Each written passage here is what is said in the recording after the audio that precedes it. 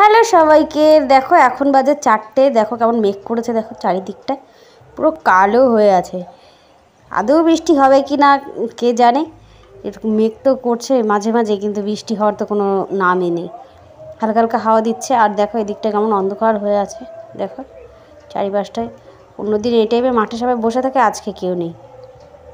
ভেবেছিলাম বৃষ্টিটা হবে না, কিন্তু দেখো ঝম করে ভালোই জোরে বৃষ্টিটা নেমে গেছে।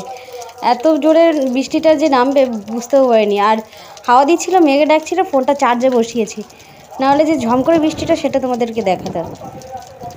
হায় হায় রে, জল ঢুকে গেল।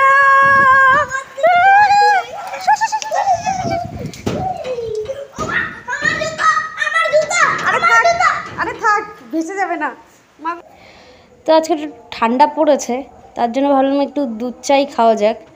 অন্যদিন যখন কাশি হয়, গলা ব্যথা করে, তখন লাল চা আদা দিয়ে করে খাই, কিন্তু আজকে একটু ঠান্ডা পড়েছে তো মনে হলো যে একটু দুধ চা করে খাই।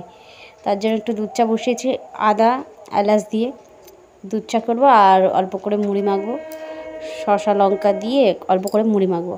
তো বিকেলটা খাওয়া, যেহেতু আজকে দুপুরবেলা একটু তাড়াতাড়ি খাওয়া হয়ে গেছে, খেয়েছি একটু তাড়াতাড়ি, তার জন্য এখন খিদে পেয়ে গেছে।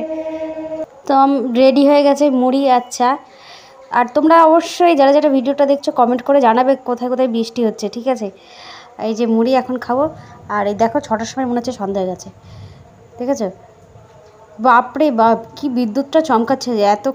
এতক্ষণ ভিডিও করছি তো একবারও তোমাদেরকে দেখাবো সেটা আর করতে পারলাম না, এখন তোমাদের দেখাতে পারলাম। তো কেমন লাগলো আর কোথায় কোথায় বৃষ্টি হচ্ছে অবশ্যই কমেন্ট করে জানাবে কিন্তু।